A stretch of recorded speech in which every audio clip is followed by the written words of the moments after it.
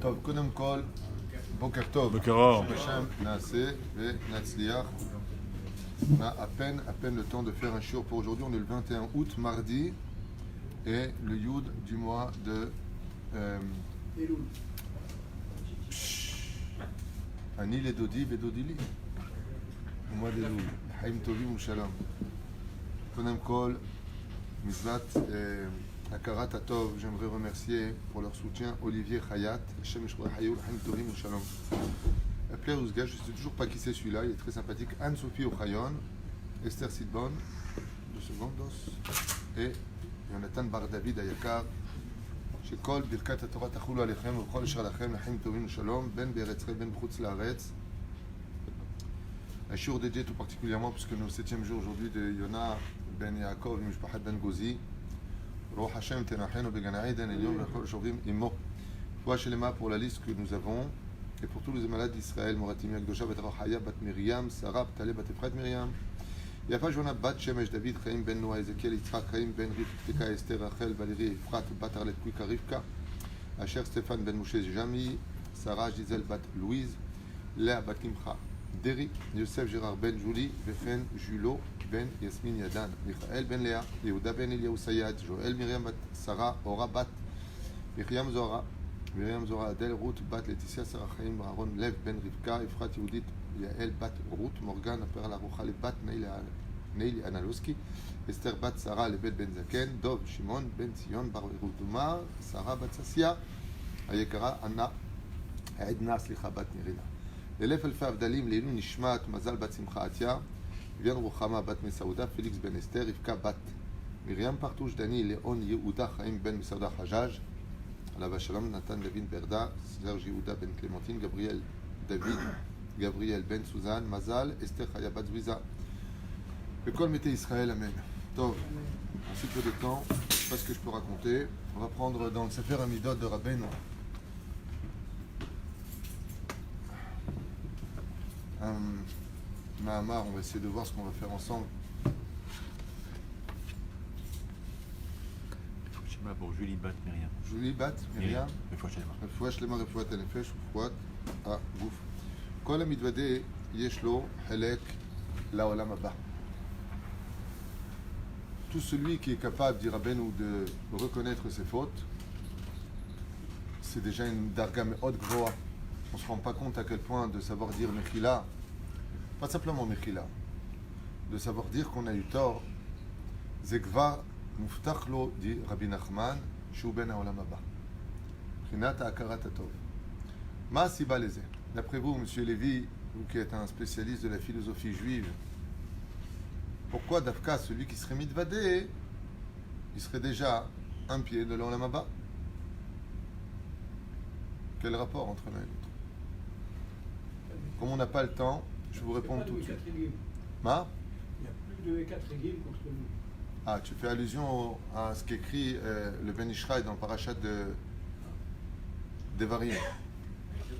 דרשות בן ישחי, ידי נכון, כל המקדים בהודיה על חטאיו, פטור מקנס. זה ההסברה של רב, כנגד שמואל. נכון, גם גמרא. יפה, קיבלתי. מה עוד?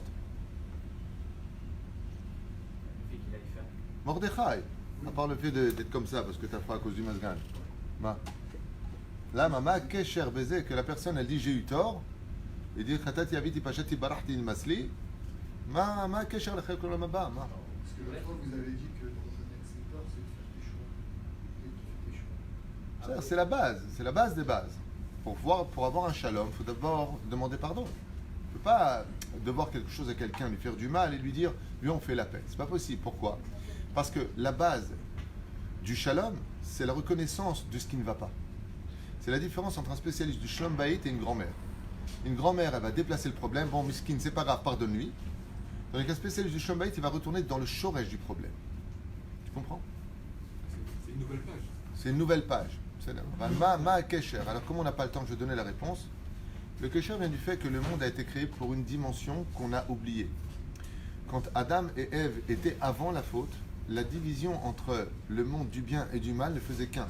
Tov, Etzadak, Tov, Vara, Echad. quand on a fauté, quand on est passé de l'autre côté dans la dimension de la lumière et de l'obscurité, nous sommes arrivés à un tikkun qui se resituera dans toutes les pages de notre judaïsme. Les avdil ben kodesh lechol, ou ben or lachoshech, ou ben Israël laumim, ou ben yom hashivii lesheshetim hamaaseh. La chokhma de la teshuva, c'est d'être capable de faire la différence entre ce qui est bon de ce qui ne l'est plus.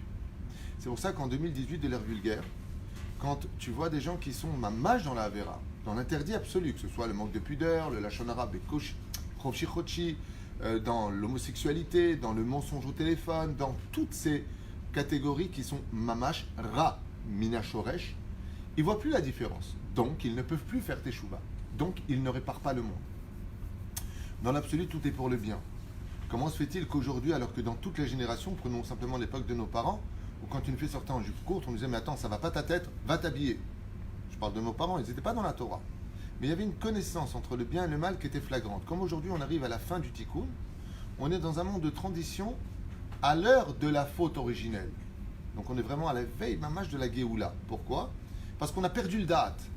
Comme on a perdu le date, automatiquement, c'est qu'on se trouve à un point de rendez-vous. Ça s'appelle le point mort. C'est le point où Adam et Ève, qui représentent les hommes et les femmes de toutes les neshamot dans ce monde, se retrouvent mamash face au serpent. Dans le présent, c'est-à-dire dans l'absolu, face au Etzadat Tovara. C'est ça le Kabbalah. Mais dans le tachlès des choses, pour nous qui ne sommes pas des Mekoubalim, comment on peut vivre les choses ? C'est que celui qui est capable de dire « Bémet, j'ai pas été Bécéder », c'est qu'il est dans le tikkun pour lequel Dieu l'a créé dans ce monde, qui est de savoir faire la différence entre le bien et le mal. La reine, celui qui est capable de rentrer dans le tikkun en sachant que ça c'est mal, ça c'est bien, eh bien c'est déjà un tzaddik. Comme par exemple quelqu'un qui dit « Je fais pas encore Shabbat, je sais que c'est mal », ou je ne suis pas encore Shomer Negia, je sais que c'est pas bien, d'accord ? Mais j'ai besoin de temps, il est déjà dans la darga de tzaddik. Parce qu'on ne peut pas devenir tzaddik du jour au lendemain. Ça prendra peut-être 60 ans ou même des gilgoulim, j'en sais rien. Alors la reconnaissance de savoir que ce que je fais c'est bien ou pas bien.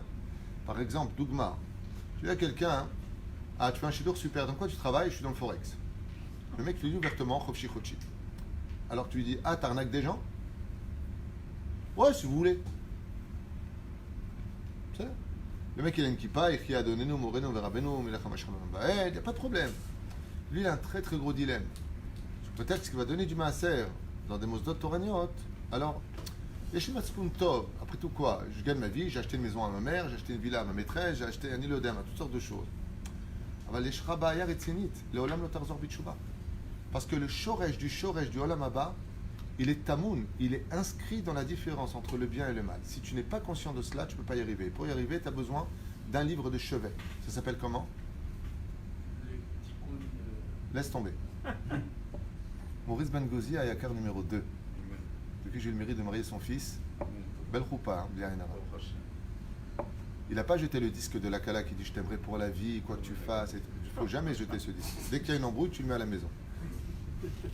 Hier, pareil, il y a une roupa, la femme, elle a fait un discours magnifique sur le mari. Je t'aimerai pour toujours, je remercierai toujours Éternel d'avoir vu sur mon pas. Jette pas le disque, jette pas le disque. Première embrouille, tu le remets. Tov. Azma, c'était quoi la question que j'ai posée ? Le livre. Ouais, c'est quoi le livre de chevet pour savoir pour avoir la connaissance du bien et du mal ? C'est pas mal.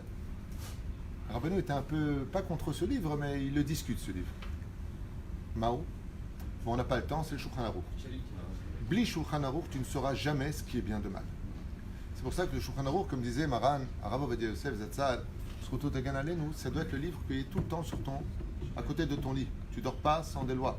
Ad Kedekar, que ce soit dans la Gemara de Brachot Chet Amud Aleph, Shem Ravula, Shemeyam Shcharav Bet Hamikdash, Eno la Kadosh Baruch Hu la Arvon Shel Halacha Bilvad. Hormis le fait que Ravula nous dit que depuis que le temple a été détruit, la seule étude qui importe réellement aux yeux d'Hachem, Davka, c'est les halachot. La deuxième chose, Al Tikre Alichot et la halachot. Shekol Haomer Shtalachot Bechulam Uftahlo Shemwana Maba. Veza Kesher. On le dit tous les jours au nom du prophète, Tana Deve Eliyahu. Qu'est-ce qu'il dit ? Kol Ashona Halachol Bechol Yom. Tous les jours, 2 halachot. Ouais. Pourquoi Davka 2 halachot et pourquoi pas 3 ? Comme on vient de lire en paracha juste avant, Al Shtei Oshosha Edim Yakum Davar. La première des choses, il faut 2 témoignages. La deuxième des choses, c'est pour t'apprendre que si tu vas avoir un pied dans ce monde et un pied de l'autre côté, il faut minimum 2 halachot. Ces 2 halachot, qu'est-ce qu'on dit là-bas ? Muftah lo beshanam haba. Et c'est quoi une halakha ?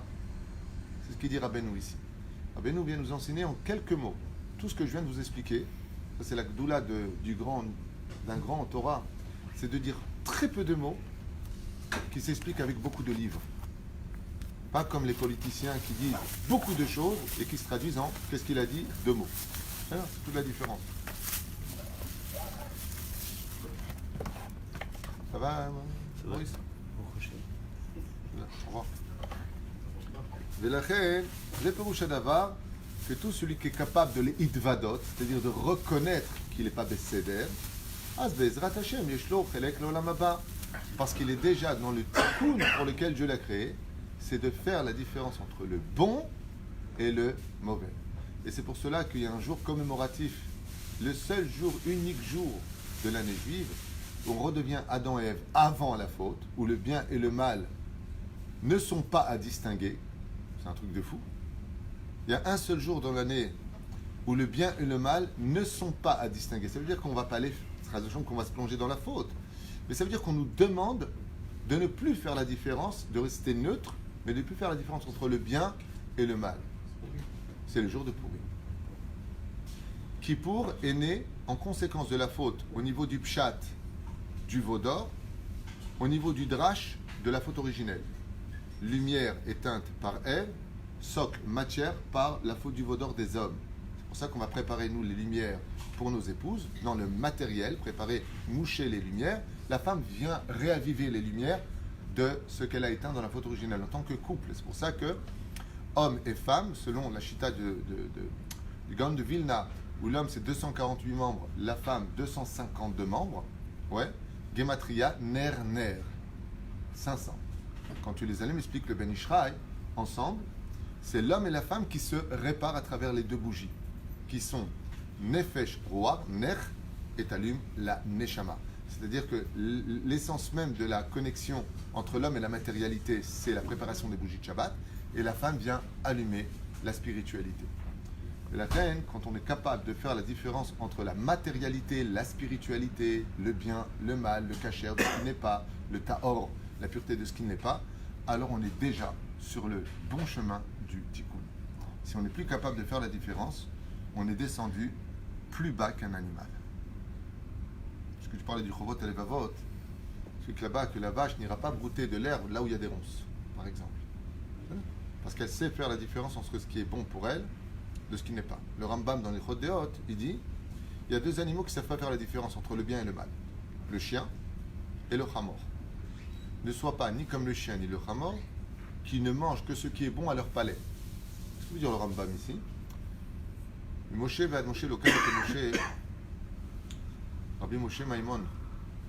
Il vient nous dire que eux, ils ne mangent dans ce monde que ce qui est bon pour eux, ce qu'ils ont envie, mais ils ne font pas attention à leur santé. C'est pour ça que tu peux voir un chien qui mange un tournevis, il y a un peu de sucre dessus.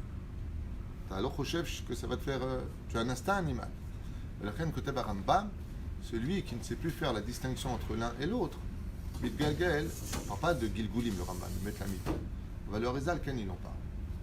Le Gilgulim Neshamot, Ken en parle. Qui est Chamor, Veke Kelev. C'est bon. Ça voudrait dire que le Olam Haba, c'est plus la distinction. Ben, quelqu'un qui n'est pas capable, bon, c'est un sujet pour lui-même. Parce que le Olam Haba, il est dans ce monde. Comme le dit la 17e Mishnah du 4e chapitre de Masechet Avot, Haolam Hazeh, Domé les prosdor bifne haolam haba. Nous sommes en réalité déjà dans le couloir du Olam Haba.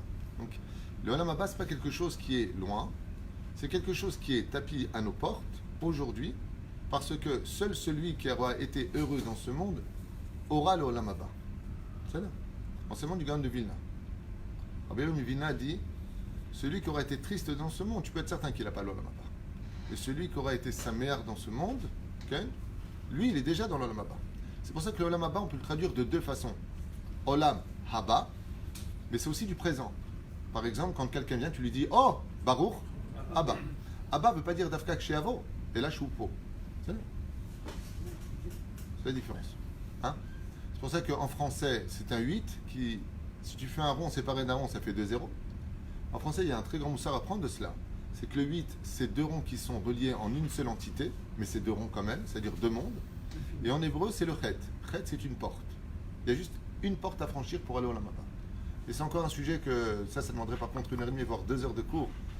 Ma evdel ben chayon lamazé le chayon lamaba. Chata muzman le chayon lamaba. La Gemara souvent emploiera ce terme pour dire, comme Rabbi Eliezer, qui est muzman le chayon lamaba. Dougma dans la Gemara. Mazé muzman. Alors si je suis muzman, c'est que je suis pas dedans. Et pourtant on est dedans. Alors vous devez peut-être savoir, parce que le lamaba c'est Pritriat Amitim qui est sur terre. Donc tout va se passer ici, mais dans un temps corporel qu'on appelle le présent, qui est un sujet pour l'humain. Parce que le présent est le seul temps qui n'existe pas dans ce monde. C'est ça, qui sont d'ailleurs en français les lettres du mot serpent. C'est ce qu'il a volé. Top. Amelamed travero Torah kiilu asaou les livrets Torah kiilu asaou les atzmo. Celui qui s'occupe de l'autre. C'est-à-dire celui qui fait faire teshuva aux autres. Vous savez que dans le Mishkal Moznaï, dans la balance de Rosh Hashanah, nous sommes dans la dernière course pour mettre un maximum de poids.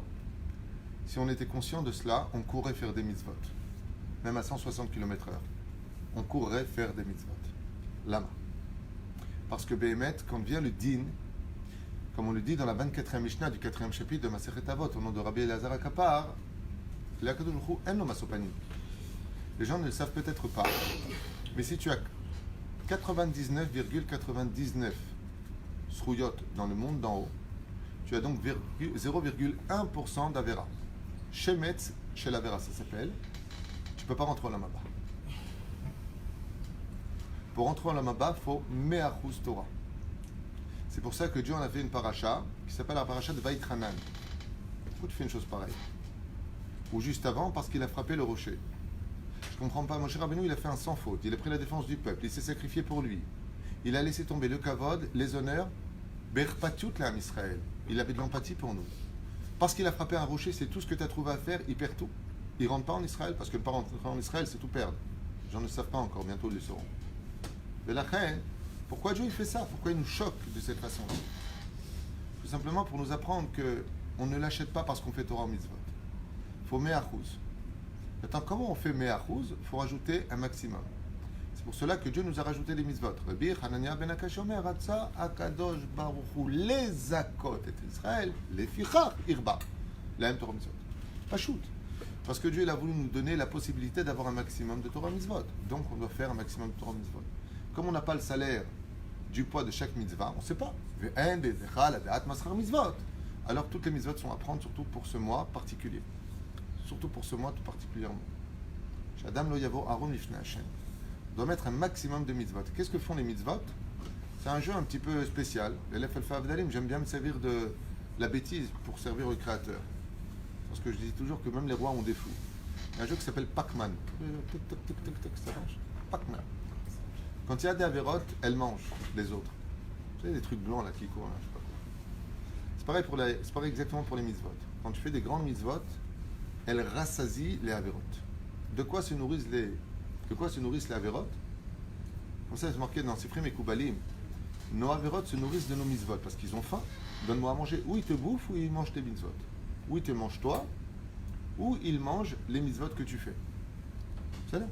Les mitzvot, donc, sont une garantie pour le Olam Haba, mais c'est aussi une garantie pour que tu vives. C'est pour ça que tout de suite, quand tu fais une avéra, qu'est-ce qu'on te dit? Jeûne, tzedaka et prière sauveront l'homme des décrets d'en haut. Mais de qui tu parles? De quel décret? Dieu, il est bon. Tout le monde l'appelle le bon Dieu. Alors de qui est-ce qu'on parle? Des avérotes. Comme c'est marqué à propos de Caïn, Mi Issa Avoni, qui fera voyager ma faute? Dieu lui dit, t'inquiète pas, je te donne un chien. Waouh. Et une lettre. Vas-y, cette lettre, le Arizal dit, chaque fois qu'un homme fait une mitzvah, la première lettre de la mitzvah s'inscrit au milieu de son front. Quand il fait une avéra, la première lettre de la avéra s'inscrit au niveau du front. Comment je peux enlever cette lettre? Par exemple, quelqu'un fait une avéra, Zera, Levatala, il a le Zayn qui est inscrit sur son front. C'est bon. Maintenant, il vient, il met la main sur la mezouza, Vomitraret, Kemuvan. Il a le même qui vient, mais on ne peut pas mettre deux lettres en même temps. Alors qu'est-ce qui se passe? La lettre part et elle s'inscrit. C'est pour ça que le Rizal dit qu'il est impératif, quand tu fais tchouva et prends tes larmes, ne laisse pas les couler chinam, prends-les et passe-les sur ton front pour effacer la faute. Il y a une seule lettre qui reste toujours. On ne peut pas l'effacer parce qu'elle n'est pas inscrite, elle est gravée. Valzet David Amelech Amar, c'est Daka Omedet Laad. Ma kavana shel, c'est Daka Omedet Laad. Les tzedaka se tient pour toujours, mais toutes les mitzvot se tiennent pour toujours. Non. Toutes les mitzvot s'inscrivent et s'effacent par la faute. Il y a une seule faute qui ne s'efface pas. On met d'être là. C'est le tzadi. C'est pour ça que c'est pas un minastam que cette lettre se prononce comme on l'entend. Tzadik. Tzadi. Celui qui met de la tzedaka, celui qui soutient l'autre, celui qui me remet et tacheni. Pourquoi? Parce qu'il est marqué dans la tzedaka plusieurs degrés et plusieurs dimensions dans la vie. Comme le dit Chagai dans son 3e chapitre, 8e verset, Li hakesev veli hazav, neum Hashem tsevakot. Discours de Dieu, l'or et l'argent m'appartiennent. Si tu es capable de donner, de toi-même, tu ne peux pas donner. Tu veux de l'argent, tu n'as qu'à aller bosser. Mais si tu sais que l'argent est chez toi en intermédiaire, ouais, comme un dépôt, alors tu ne fais que le facteur, tu ne fais que retransmettre ce qui ne t'appartient pas. C'est une reconnaissance absolue que tu as de la émouna, puisque tu sais que tout ce que tu as vient d'Hachem. La deuxième chose, tu redonnes le sourire à l'autre. À celui qui n'a pas, il était embêté, maintenant il a. Tu lui as donné le sourire. Mida keneged mida lo batla. Le créateur du monde ne peut pas te donner tristesse si tu as donné du sourire. Il ne peut pas, même s'il veut, il ne peut pas. C'est la justice de Dieu. Comme tu auras réagi, j'aurais réagi. Tu as donné de la joie. Bon, viens, je te donne de la joie. Il ne peut pas. Alors il ne va pas lui annoncer les choses de façon difficile, mais il va lui annoncer les choses avec un sourire. Ah d'accord, j'ai compris, j'accepte, bekef. La reine c'est Daka, on me d'être là. Qu'est-ce que tu veux, Tzadik? Il est 9h, à la bonne heure, en train de me dire qu'on arrête le cours et tu as raison. Alors je finirai juste avec ça. Encore une phrase de Rabbeinu. Tzodek, tzodek. כתוב, צדק, צדק תרדוף. הלמד את בן חברו כאילו עשהו. כאילו עשהו לדברי תורה. כאילו עשהו לעצמו. Celui qui s'occupe de l'autre, Bezrat Hashem, qui rapporte l'homme à la Teshuvah, comme c'est marqué pour Abraham dans la paracha de Lech Lecha. Chez Nehemar, Vayavo Abraham im kol hanefesh asher asa becharan. Abraham, il les a fait, dit la Gemara. Il est venu avec les âmes qu'il a fait. Alors on sait qu'Abraham a eu 9 enfants. Azma, meifo ata mevi et ze arshav, que quoi 9 enfants? Ishmaël, Yitzhak, 25e chapitre, premier verset de Bereshit. Elou Benektura, 6 enfants, ça fait déjà 8. Plus, selon certains parchanim, Bakol, ça fait 9. La reine Tishan Yaladim, Ayoula Avram Avinu Alav Shalom. Même s'il y en a qui disent que Bakol c'est Yitzhak, il y en a qui disent que c'est lui-même, non mais Shani. Il y en a qui disent que c'est une fille. Chez Neymar, va y avoir Avram Lifkot le Sarah. L'aspect de Lifkot. Lifkot, Kavzeira, Yotse, Lepita. Une question de Michel Soussan qui dit donc l'importance d'aider sa femme à mettre les bougies, et si l'homme ne peut pas le faire, est-ce que c'est grave? Si l'homme ne peut pas le faire pour X raison, alors la femme le fera pour l'homme. C'est là. Ishto kegoufo. Avaltov, que ce soit un garçon qui le fasse. Si un enfant, c'est bien que le garçon le fasse. C'est le tikkun de l'homme de réparer les bougies. C'est bon. De préparer les bougies. Juste pour finir, parce qu'effectivement on est un peu pressé par le temps. Donc celui qui le ramène à la Torah, il est comme si qu'il l'a fait réellement. Pourquoi? Parce que comme le dit Rabbi Eliezer, à propos du respect des parents, si l'homme face à son père et à son rab, devant qui est-ce qu'il doit d'abord dire bonjour? À qui doit le plus de respect? Amar Rabbi Eliezer, Rabo Kadam Le'aviv. She'aviv vivit auto le Chaya Olam Hazeh, ve'arav vivit auto le Chaya Olam Haba. C'est-à-dire, donc étant donné que le rab il amène Olam Haba, le but de ce monde, c'est pas de mourir. S'il n'a pas de Torah, il n'y a pas de Kriyat HaMetim. Donc automatiquement, s'il a de la Torah, il a une vie éternelle. Donc il lui a apporté la vie. Donc c'est toi qui l'as fait. Kipshuto. Si son père il a étudié que dans le Torah. Si son père il a les deux, alors il a 2 ceintures de champion du monde. Même 3 si tu veux ça. Il a tous les titres. UFC, FBB ou Nafalabou, comment ça s'appelle. Ashre Meshezochi Gam Yotaba Begam Elamed. Oto Torah. Je veux juste finir avec un machal et je vous laisse avec ça à propos de la paracha de la semaine. Je ne sais pas si demain je ferai court ou pas, donc je préfère dire au moins un mot dans ce domaine, puisque il est marqué dans la paracha de cette semaine, extraordinaire paracha qui était Tzel HaMilchama, Alevecha untano Hashem Elokecha beyadecha veshavita shivyo. Une mitzvah, parmi toutes les mitzvot qui figurent très intéressantes et qui ont rapport avec notre sujet, c'est l'histoire du Hamor et du Shor. On a plusieurs chiours sur ce domaine, le Hamor et le Shor. C'est curieux de voir la Torah perdre presque du temps quelque part à savoir qu'on ne doit pas faire traire, non pas traire, non, labourer, comment dire? Labourer, ben oui je suis bête. Labourer le Hamor avec le Shor. Lama, hein? Oui, en même temps, si c'est l'un après l'autre, il n'y a pas de discussion, on n'a que le. Aval, en même temps, on ne peut pas. Pourquoi? Mishum Tsa'ar Ba'alei Chaim. des deux côtés, ils sont perdants. Si le shor il décide d'avancer parce qu'il va en finir avec le chamor, il est fatigué, un peu retemplant. Alors, comme le shor a plus de force que le chamor, même si l'ossature de l'âne est beaucoup plus élevée que celle du shor, il n'y a pas un animal plus puissant au niveau de l'ossature que le chamor. Eh bien, L'âne. que l'âne. Pour ça, tout le monde connaît le mot chamor. C'est la rabbinite. Non. Ouais, c'est ce qu'on dit, la rabbinite. Et la reine, Bamikre Azé, il est évident que le shor risquerait de mettre ses pattes et de travailler tout seul, tandis que l'âne,